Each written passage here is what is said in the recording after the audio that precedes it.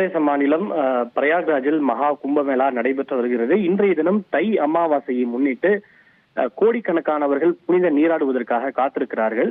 சுமார் 10 கோடி பேர் இன்றைய தினம் புனித நீராடுகள் என்று எதிர்பார்க்கப்படுகிறது. இந்த நிலையில் இதில் நீராடுவதற்காக கோடிக்கணக்கான பக்தர்கள் குவிந்திருப்பதால் இன்று அதிகாலை அந்த சங்கம் காட் என்கிற பகுதி தான் திரிவேணி சங்கமம் அமைந்திருக்கிறது. அங்கு புனித நீராடுவதற்கு தான் மக்கள் அதிக ஆர்வம் காட்டுகின்றனர்.